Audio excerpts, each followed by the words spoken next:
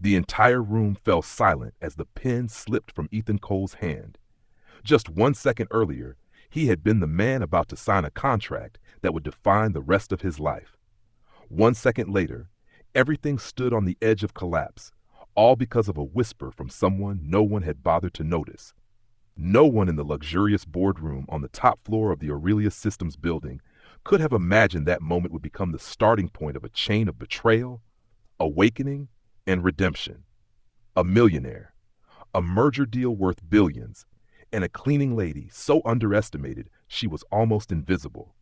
Before this story begins, ask yourself one thing. If you were standing before the greatest opportunity of your life, would you dare to stop just because of a warning from someone with no title, no power, no voice? And what if that person was right?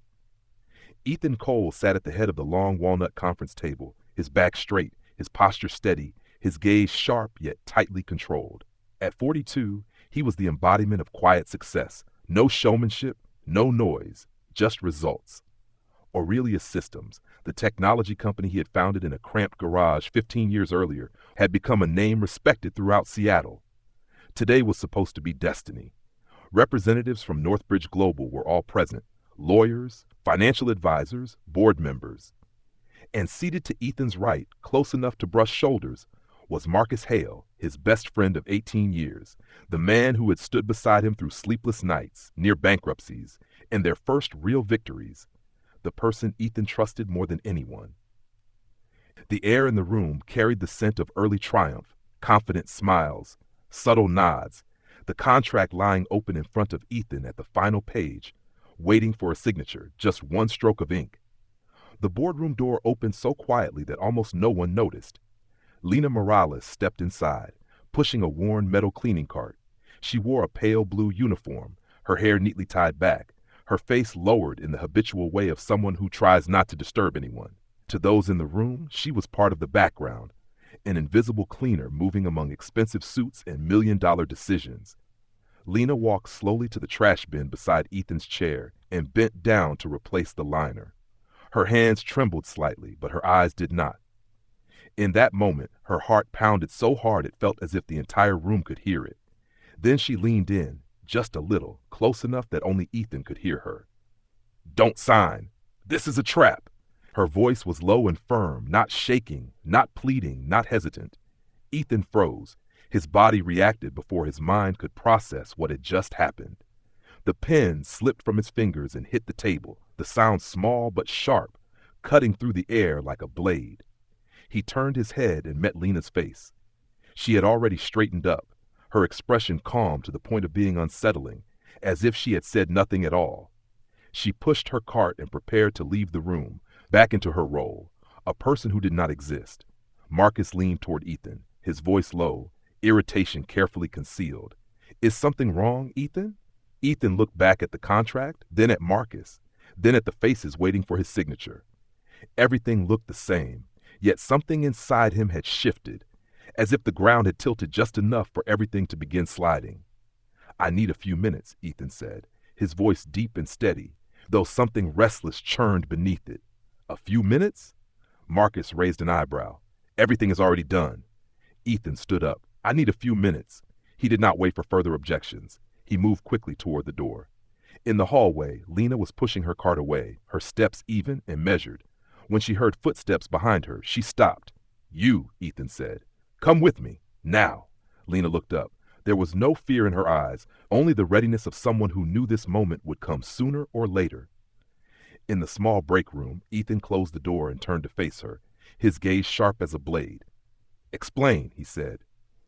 "And you'd better have a reason big enough to keep me from firing you right now." Lena took a deep breath. "Because if I stay silent," she said, "and you sign that contract, you will lose everything.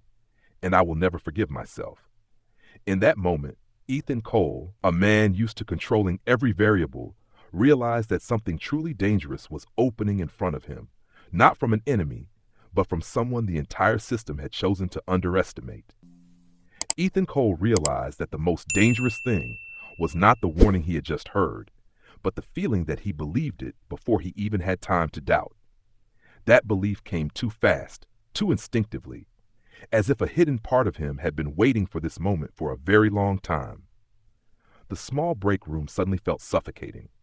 There was no bulletproof glass, no expensive wooden table, no watchful eyes of the board, only two people standing face to face, one who was used to commanding an entire corporation, and one whose name no one in this building had ever bothered to ask.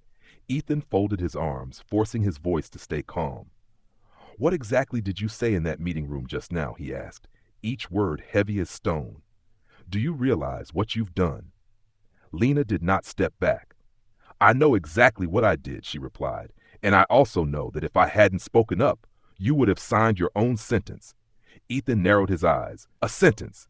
They're using that contract to shift debt and control," Lena said more quickly now, her voice still carrying a strange steadiness. "Northbridge isn't here to merge. They're here to swallow you whole, and the one guiding them is not a stranger." A chill ran down Ethan's spine. Who? Marcus Hale.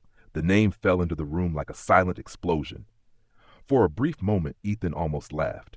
Marcus, the man who had shared cold sandwiches with him in the early days, the man who had co-signed every major decision, the man he called a brother.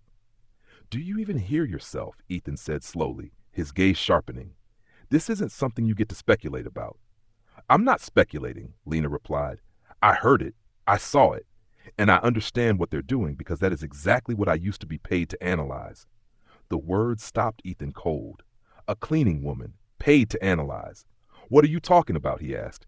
Lena paused for a beat, long enough for Ethan to sense this was not hesitation, but calculation. She was deciding whether to cross the final line. "I work the night shift," she said. "I clean your office, Marcus's office, the boardroom, the finance wing, every place where people like me are supposed not to exist. And because of that, no one ever stops talking when I'm there." Ethan remembered the late-night meetings, the times he and Marcus stayed until midnight, the arguments that seemed harmless at the time. He had never once noticed the silent figure in the corner. "They talked about hidden clauses," Lena continued, "about intermediary companies, about how, after the signing, real control would no longer be yours. They talked about how much you trust people and how you wouldn't realize it until it was too late." Ethan turned away and paced a few steps across the small room. Every sentence Lena spoke struck like a hammer against pieces he had been deliberately ignoring for weeks. The minor inconsistencies, the unnecessary pressure, the unnatural rush. "If what you're saying is wrong," Ethan turned back, his voice dropping, "you'll lose your job immediately." Lena nodded. "I know. But if I stay silent and you lose everything, I'll lose more than a job. I'll lose myself." A heavy silence settled over them. Outside, the board was waiting. Marcus was waiting. Northbridge was waiting. Ethan looked at Lena, truly looked at her for the first time. Not the uniform, not the cleaning cart, but her eyes, calm, sharp, not the eyes of someone reckless, but of someone who had thought long and hard before acting. "Do you have proof?" Ethan asked. Lena nodded. "Images, documents, recordings, not enough to put them in prison right now, but enough to prove that the contract is not what you think it is." Ethan took a deep breath. "When?" "Tonight, after everyone leaves this room," Lena said. "If you can't prove it," Ethan replied coldly, "today will be your last day of work." Lena met his gaze. "I accept." Ethan opened the door. Before stepping out, he paused for a second. On the other side was the world he knew, order, power, old trust. Behind him stood a woman the entire system had chosen to underestimate. He walked back into the meeting room. Marcus turned, his smile already in place. "All done." Ethan did not sit down. "I want to review a few clauses." The room stirred. The Northbridge representatives frowned. Marcus tilted his head slightly, his eyes darkening for a split second, but not enough to escape Ethan's notice. "We've already reviewed everything," Marcus said. "There's nothing to worry about." "That's exactly why," Ethan replied. "I want to review it again." He closed the contract folder, the dry sound of paper echoing in the room. "We'll move this to tomorrow." The air froze. The excitement vanished, replaced by tension. Ethan looked around at the faces he had once trusted. For the first time, he wondered how many of them were looking at him as prey. As the meeting dissolved into heavy silence, Ethan knew he had just done something dangerous, not because he postponed the signing, but because he chose to listen to someone no one else was willing to hear. And somewhere in the building, Lena Morales pushed her cleaning cart onward, her expression still calm, but inside her, a door had opened, a door that would not allow her to turn back. At exactly 8 p.m., the small break room lit up again, and the truth began to slide out of the darkness like a blade drawn from its sheath. There was no turning back now.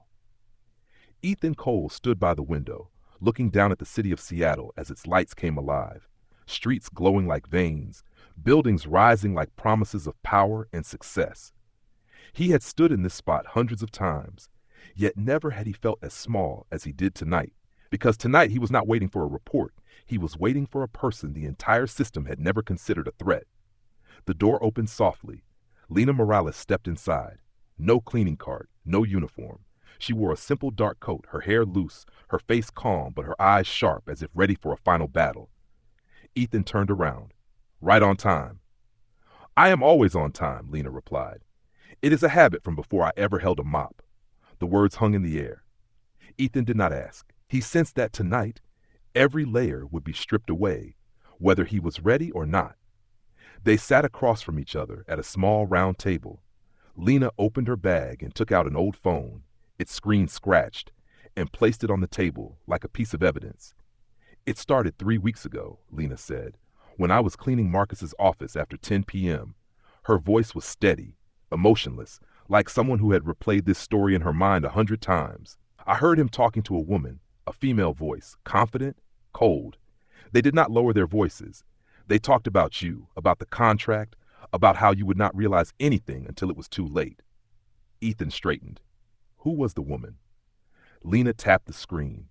A photo appeared, hastily taken through a narrow door crack, slightly blurred but clear enough to make Ethan's chest tighten. Vanessa Crowe, the woman who had once been his entire world, who had left 2 years ago saying they wanted different things, now sitting in Marcus's office, smiling as she talked about him losing everything. The air in the room thickened. Ethan felt as if someone had punched him straight in the chest, not immediately painful, but stealing his breath. And this, Lena continued, her voice unshaken. She pressed play. Sound filled the room, imperfect with static, but the voices were unmistakable. After he signs, we control everything, the voting rights, the cash flow. He will only keep the CEO chair in name. Marcus's voice, calm, confident. He trusts people too easily. The female voice laughed softly. He always has. He was like that with me too. Ethan raised a hand to his face and closed his eyes. Each word pierced his memory like a slow needle. Late nights, reassurances, friendly pats on the shoulder. Is there more? He asked hoarsely. Lena nodded and scrolled through more images, contracts, clauses, pages Ethan had never seen. In the version you were given, Lena pointed, you retain majority control, but in the version they will use when you sign, that figure drops to a symbolic level. Real control will be transferred to an intermediary company. Ethan leaned closer to the screen. His expression changed. No longer the confusion of a betrayed man, but the focus of a CEO reading a battlefield. This company, he asked, what is it called? Lena looked at him, and for the first time a flicker of emotion crossed her eyes. Sterling Bridge Holdings. Ethan let out a dry laugh. A perfect name, sounding like a harmless subsidiary, but he knew this game all too well. Do you know this is a criminal offense? He asked. I do, Lena replied, and I also know that if I do nothing, you will lose the company, and thousands of people under you will lose their jobs. I cannot pretend I did not see it. Ethan leaned back. In that moment, he no longer saw Lena as just an informant. He saw her as an ally, a real player on the board. You are not just someone who overheard things, he said slowly. You understand structure, cash flow, control. Lena was silent for a few seconds, then spoke in a lower voice. I used to do financial analysis for deals larger than this. I am used to contracts where a single misplaced comma can destroy an entire empire. Ethan looked at her as the pieces finally fell into place. The way she spoke, the way she read contracts, the way she showed no fear when she whispered a warning in a room full of power. Why are you here? He asked. Why is someone like you holding a mop? Lena lowered her gaze for just a moment, long enough for Ethan to sense a deeper story buried beneath. Not today, she said. Tonight you need to focus on one thing, deciding whether you are the prey or the one who flips the board. Ethan stood and walked back to the window. The city was still glowing, but inside him, the fog had lifted.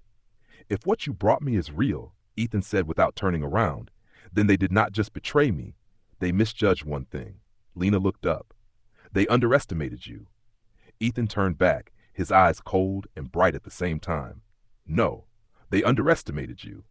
In that moment, Lena Morales, the woman the entire building had treated as invisible, understood that real power does not lie in a title.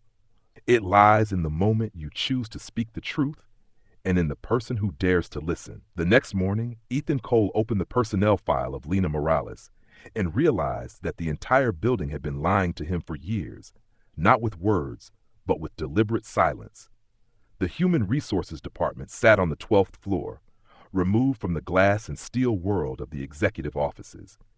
Ethan walked in calmly, but inside his chest a storm was tightening. He had barely slept all night. The recordings, the hidden clauses, the laughter of Marcus and Vanessa looping in his mind like an unspoken verdict. Martha, the head of HR, looked up when she saw him and froze for a brief moment. It was rare for the CEO to appear here in person. I need the file for Lena Morales, Ethan said, his voice light, but leaving no room for questions. Martha blinked. The night shift cleaning staff. Ethan nodded. Exactly. She turned to the filing cabinets and pulled out a folder so thin it was almost empty. When she placed it on the desk, she hesitated. Is something wrong, Ethan? Just verifying information, he replied. And in that instant, he knew he was about to see something someone had gone out of their way to hide. Ethan opened the file. The first page was what he expected. Name, age, position, nothing remarkable. But when he turned to the next page, his breath caught. Master of Business Administration, concentration in strategic finance, Wharton School. He read it again slowly, as if his eyes had deceived his mind. Then the next line struck him head on. Former analyst at Bain & Company. Not a year, not an internship, 2 years of full-time experience. Ethan looked up. Martha, are you sure this is the right file? Martha stepped closer, looked down, then frowned. It is. This has been in the system since the day she was hired.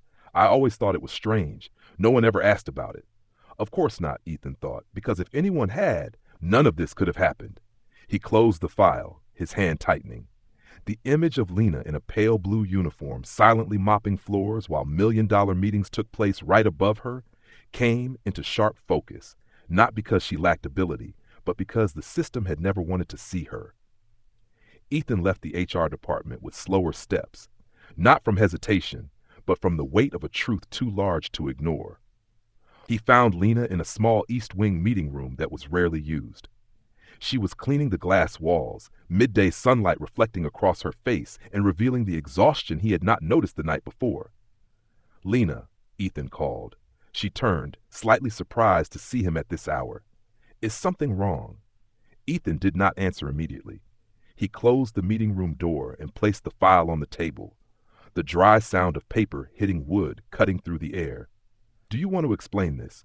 Lena looked down for just a second, but it was enough for every layer of defense to fall away. You saw my file, she said. Not a question, but an acknowledgement. Why didn't you tell me? Ethan asked. His voice was not angry. It was low and heavy with pain. Lena gave a faint smile. Tell you for what? So I would be looked at differently. She raised her eyes, not avoiding his gaze. Here, I am the one who cleans the floors, not the one who gets listened to. A quiet anger rose in Ethan, not directed at Lena, but at himself and at the system he led. You worked at Bain, he said. They don't hire by mistake. I know, Lena replied. I used to think so too. She told her story slowly without drama, yet every sentence cut deep.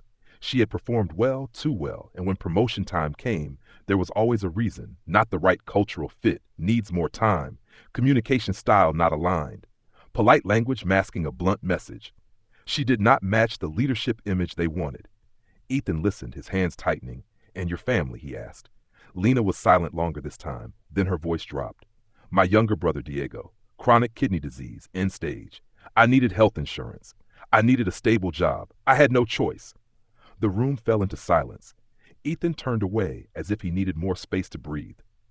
In his mind, the image of Lena whispering a warning in that expensive boardroom took on a different meaning.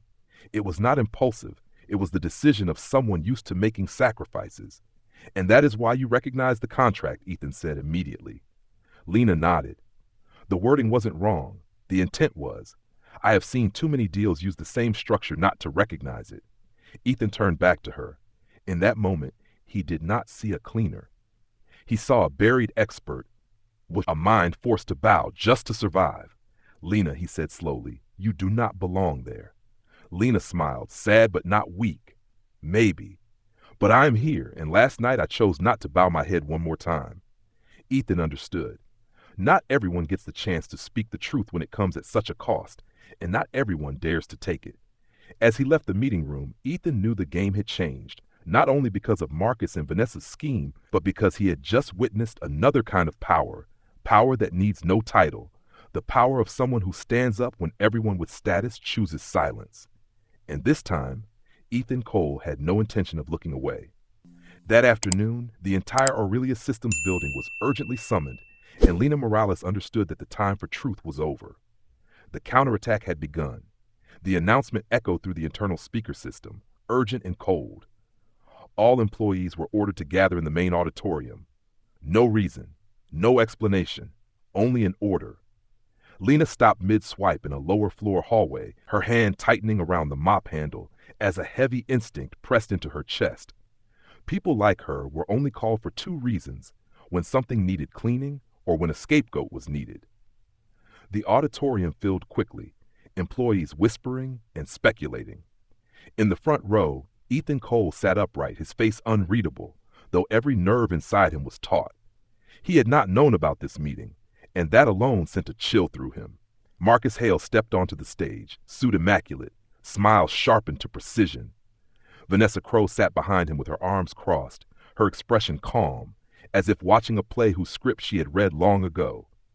Marcus lifted the microphone, his voice deliberate and resonant. We have just discovered a serious breach involving the company's internal security. The room stirred. Ethan leaned forward, his heart pounding. Confidential documents were photographed and illegally stored, Marcus continued. This is not merely a violation of employment policy. This is information theft. He paused, then swept his gaze across the hall and stopped precisely at the last row. Lena Morales, night shift cleaning staff. Please come forward. The air froze. Lena stood up, acutely aware of hundreds of eyes fixed on her, curiosity, suspicion, pity, but no one rose. She walked to the stage, back straight, head held high, not because she felt no fear, but because she had already lived with enough of it. Marcus held up a stack of papers, security camera stills, Lena in the executive office, Lena holding a phone, Lena leaning over Marcus's desk. We have evidence that you photographed confidential materials, Marcus said, and stored them on a personal device. Lena looked toward Ethan, not to beg, but to confirm one thing, that at least he knew the truth. Ethan stood abruptly. Wait. Marcus turned, briefly surprised, then composed himself. Ethan, we are handling an internal matter. I suggest you let legal take over. Lena tried to speak. I didn't steal anything. Enough, Marcus cut her off. You committed a serious violation, and as an act of goodwill, the company will not refer this to authorities. Your employment will simply be terminated effective immediately. Ethan looked around. The board avoided his eyes. No one wanted involvement. No one wanted to stand beside a cleaner labeled a traitor. Lena turned fully toward Ethan. There was no resentment in her eyes, only a silent question. Would he dare to do what was right?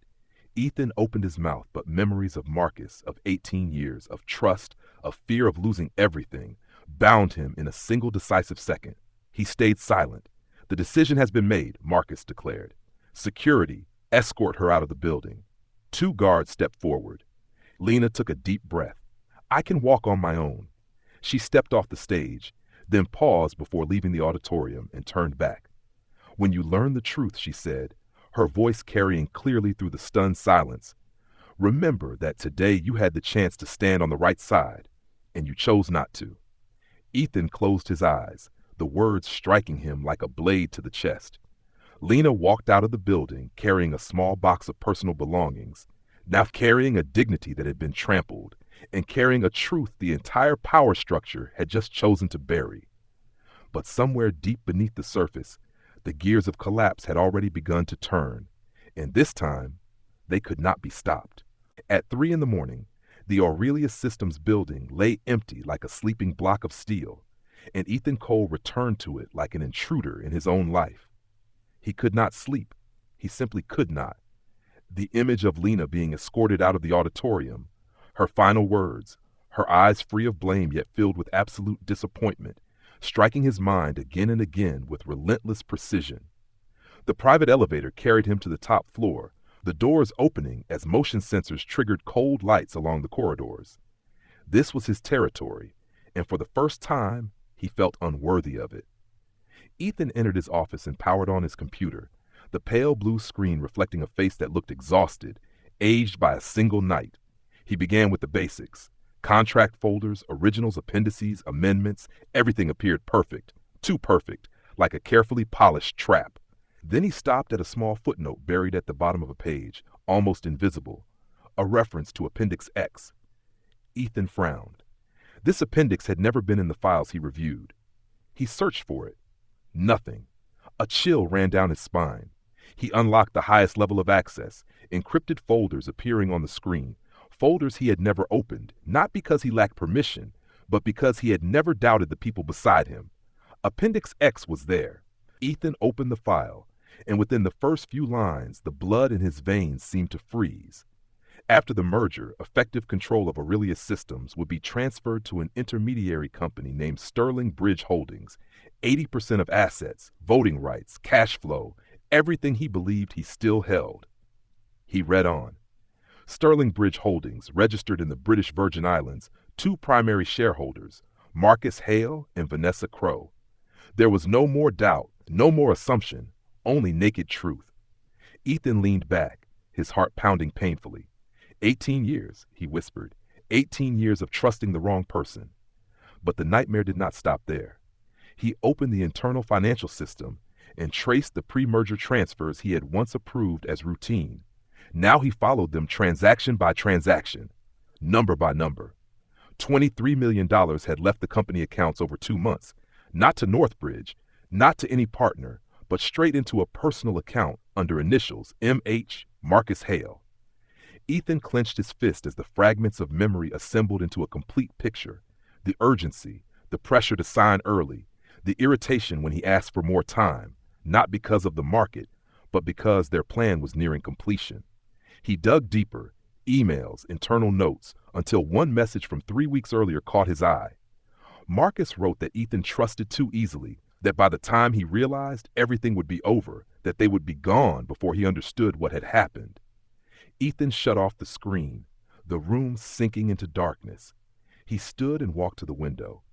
Seattle was still asleep, unaware that an empire had nearly been stolen in the night. And then, beneath the anger and humiliation, another feeling rose, regret, not for being betrayed, but for failing to stand up when Lena needed him most.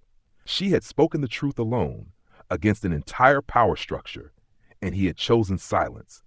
Ethan returned to the desk and copied every piece of data onto a storage device, every file, every piece of evidence, not for revenge, but to correct a mistake. As dawn began to break, Ethan Cole knew that the real game was only just beginning, and this time, he would not let the one who dared to speak the truth fight alone again. On a drizzling afternoon, Ethan Cole went to find Lena Morales, as if the city itself had slowed down to witness an apology that came too late. He stood in front of an aging apartment building in the Bronx, his hand tightening around his coat, a heavy pressure weighing on his chest. This was not where he belonged, and he knew it. The apartment door opened partway, and Lena appeared, her face worn, her eyes red from lack of sleep. When she saw Ethan, she was not surprised, only colder. "What are you here for?" she asked, her voice not raised, yet strong enough to build a wall between them. Ethan swallowed. He came to say he was sorry, and to say that she had been right about everything. Lena let out a hollow laugh. "Right? And what does that change? You stood there in silence while they dragged me in front of the entire company." Ethan did not defend himself. He stepped slowly into the small apartment, where everything was arranged with almost rigid order. Medical bills lay on the table. A thin, worn men's jacket rested on a chair. A soft cough came from the inner room. "Diego," Lena called, "stay in there and rest." Ethan turned as her brother stepped out, thin, pale, visibly tired, yet forcing a polite smile. "Hello." Ethan nodded, his chest tightening. In that moment, every number, every contract, every ounce of power felt insignificant. He looked at Lena and finally understood the cost of the silence he had chosen. I uncovered everything, Ethan said quietly. The hidden appendix, the intermediary company, the personal accounts. Marcus and Vanessa were preparing to take it all. Lena showed no surprise. I know. I will expose them, Ethan continued. I will release all the evidence. I will clear your name. Lena crossed her arms. And what does that give me? The job I lost? A reputation that was destroyed? Or health insurance for Diego? Ethan fell silent. The question needed no answer. He took a deep breath. I can help cover his treatment costs right now. No, Lena said immediately, without hesitation or negotiation. I do not need your pity. It is not pity, Ethan replied. It is responsibility. Lena looked straight at him. You had responsibility when I was standing on that stage, and you did nothing. Her words landed like a sentence. Ethan felt each one press against his chest. He wanted to say he had been afraid of losing everything, afraid of destroying 18 years. But he knew no explanation could justify it. I was wrong, he said. I chose wrong, and I will live with that. But I will still do what is right now, whether you accept it or not. Lena turned to the window, watching the steady rain. When she spoke again, her voice was lower. Do whatever you want, but do not pull me into it again. I have already paid enough for telling the truth. Ethan stood up. He knew he was no longer welcome. At the door, he paused. Lena, he said softly, there are people who go their entire lives without ever daring to stand up. You did. And even if I have lost the right to your trust, I will make sure you never have to pay that price again. The door closed behind him. In the dark hallway, Ethan Cole stood still for a long moment. He had found the truth again, but he had lost something far more precious, the trust of the only person who tried to save him when everyone with power turned away. And this time, if he wanted to make things right, he knew it would take far more than an apology. That evening, Ethan Cole realized that the truth is dangerous not only because it exposes villains, but because it turns innocent people into hostages. The rules of the game had changed, and the new rules left no room for compassion. Marcus Hale walked into Ethan's office without knocking, the familiar smile gone, replaced by eyes cold as steel.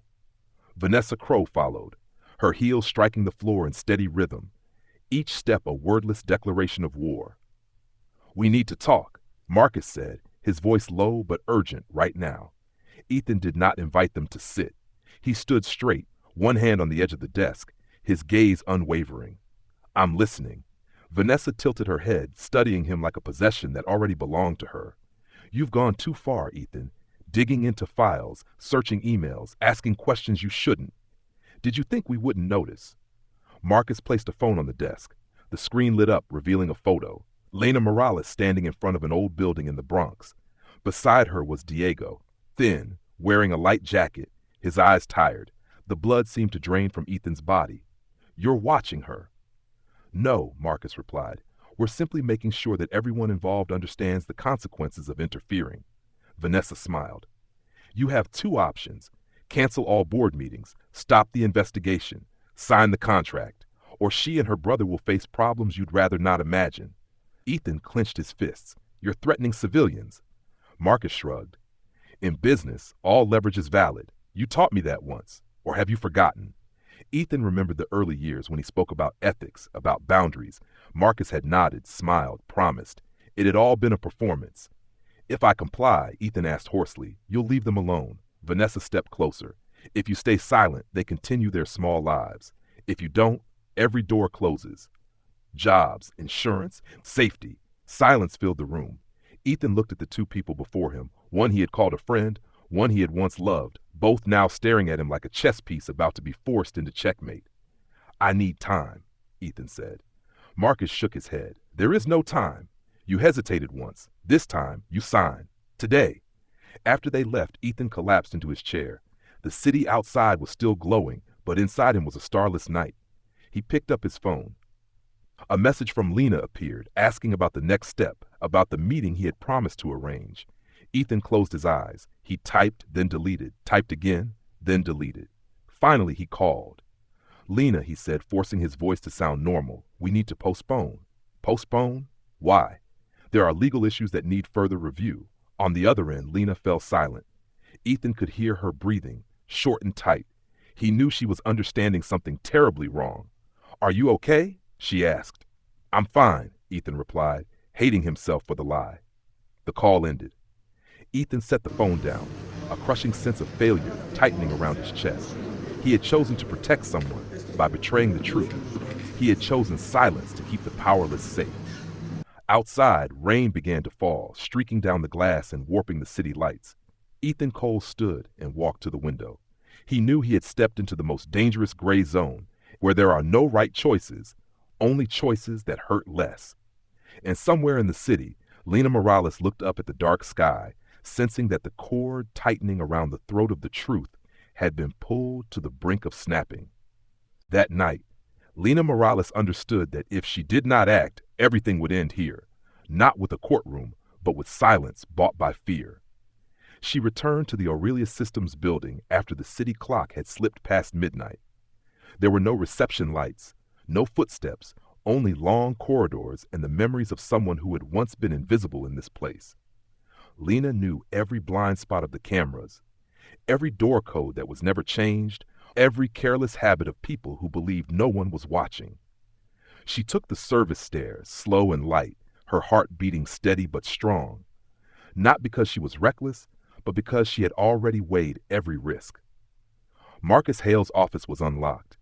Inside, the familiar scent of Vanessa Crow's perfume still lingered, mixed with paper and metal.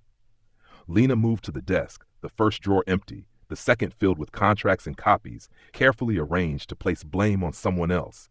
Then she saw it, a metal pen set slightly off-center in its holder, wrong in a way that caught her eye. She lifted it, heavier than it should have been. She twisted it gently. A narrow slot appeared, a memory drive. Lena took a deep breath and connected the device to her phone. A file list appeared, dozens of recordings, familiar voices, familiar laughter, and then the most recent file. She pressed play. Marcus's voice came through, unguarded. "If he doesn't sign, use the girl, her brother. Just scare him, that will be enough." Vanessa's voice followed, cold and precise. "Leave no traces. He will choose silence. He always does." Lena stood frozen as every piece fell into place. The postponed meeting, Ethan's hesitant call, the clumsy lie. Not because he had betrayed the truth, but because he was being blackmailed with other people's lives. She copied everything, missing nothing, her hands steady. When she removed the device, she placed the pen back exactly where it had been, leaving the room as if nothing had ever been touched.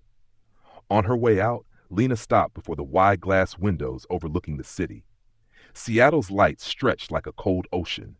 She had once thought she was only the bearer of bad news. Now she was the evidence. Early the next morning, Lena stood at the door of Ethan Cole's apartment. When he opened it, his face worn and confused, she did not hesitate. "They are blackmailing you," she said, "and they recorded everything themselves." Ethan stared at the phone screen she held out. When Marcus's voice played, he sank into a chair, this time without fear, only resolve. Lena looked at him. "We end this today. No one stays silent anymore." In that moment, Ethan Cole understood that the woman once dragged out of the auditorium did not just carry the truth. She carried the ending. At 2 p.m, the main auditorium of Aurelius Systems was packed, and no one knew this would be the final meeting of a fabricated empire. The air was tight with tension, eyes waiting for a merger announcement that had been delayed for far too long. Ethan Cole stepped onto the stage. He carried no contract, only a small USB drive in his hand. In the front row, Marcus Hale sat upright, his confidence carefully polished. Vanessa Crow sat with her arms crossed, her smile thin as a blade. Ethan paused, scanned the room, then spoke slowly and clearly. "Before we talk about the future, I need to talk about the truth." A ripple of murmurs spread. Ethan gestured. The lights went out, the large screen came alive. Contract pages appeared, the version everyone had seen, then another layered over it. Hidden clauses, control quietly transferred, cash flow redirected. Marcus sprang to his feet. "This is fabrication." Ethan did not look at him. He nodded once more. Audio filled the room, familiar voices undeniable, plans laid bare, contempt exposed, threats to use innocent people as leverage. The auditorium fell into stunned silence. Vanessa's face drained of color. Marcus stepped back, his mouth opening, but no words came. "And this," Ethan continued, his voice calm but sharp, Bank statements, $23 million leaving the company, flowing directly into a personal account. No partner, no merger involved. The auditorium doors opened. Two federal officers entered, followed by the lead investigator. Arrest warrants were read aloud, each charge landing like a hammer: corporate fraud, document falsification, blackmail. Marcus turned to Ethan, his voice breaking. "We are friends." Ethan met his gaze. Friends do not threaten innocent people. Handcuffs snapped shut. Vanessa was led away, her eyes empty. The auditorium rose in heavy silence, then exhaled into whispers and stunned breaths. Ethan turned to Lena Morales, standing beside the stage. He nodded, not in thanks, but in acknowledgement. The truth had been spoken. No one had to stay silent anymore. 3 weeks later, Aurelius Systems entered a phase no business plan had ever predicted. Not growth, not profit, but a reckoning. Offices that had once stayed closed now stood open. Meetings no longer whispered. Employees began speaking to one another in normal voices instead of cautious glances. An empire that had nearly been stolen survived, not because of power, but because a truth was spoken at the right moment. Ethan Cole stood by his office window, looking down at the city. He felt no sense of victory, only relief mixed with a quiet, lingering shame, because although everything had been saved, the price he paid did not appear on any balance sheet. The door opened and Lena Morales walked in. No uniform now. She wore simple professional attire, her movements still calm, the same way she once pushed a cleaning cart through these halls.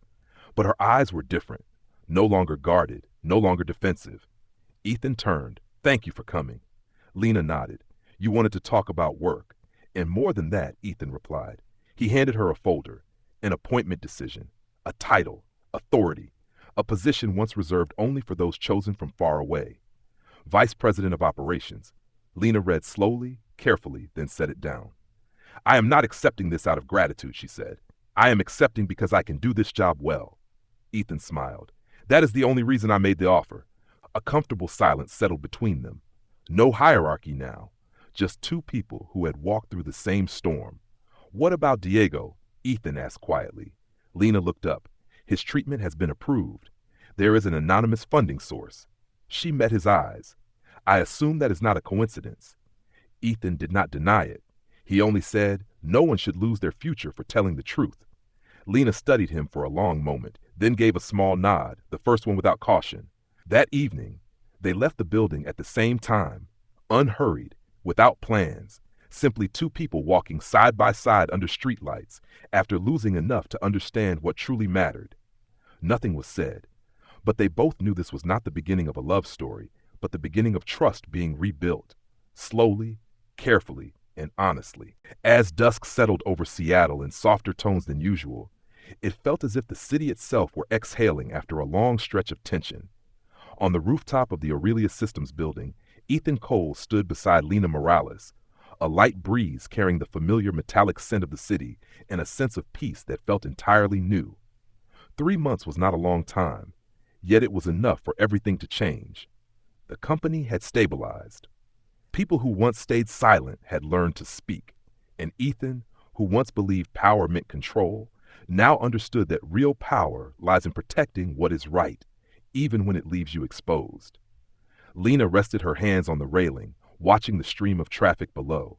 She still carried the clarity of someone who had been hurt, but she was no longer closed off. Diego was recovering. Life was slowly finding its rhythm again, and for the first time in a long while, she no longer felt the need to constantly guard herself against the world. Ethan spoke, his voice low and sincere. "I used to think I would lose everything if I didn't sign that contract. It turns out what I almost lost was myself." Lena turned to him. "And you chose not to lose that." A comfortable silence passed between them. No promises, no declarations, just two people who had seen each other at their weakest and still chose to stay. Ethan took a deep breath. "I don't know what the future will look like, but I know one thing. I don't want to move forward without people beside me who dare to tell the truth." Lena smiled, gentle but steady. The truth isn't always welcomed, but it is always worth protecting. City lights flickered on. One day came to an end. Another journey quietly began, without noise, without spectacle, simply the continuation of choosing what is right, paid for with courage. If you were Ethan, What would you do when the person the entire system looked down on was the only one telling the truth? And if you were Lena, would you have the courage to speak up, knowing you could lose everything? Share your thoughts in the comments. If this story made you pause and reflect, tap like and follow so you don't miss the stories to come. Because sometimes a single truth spoken at the right moment can change an entire life. Before you go, take a moment to think about this story. How many times in real life does the truth come from someone we are taught to ignore?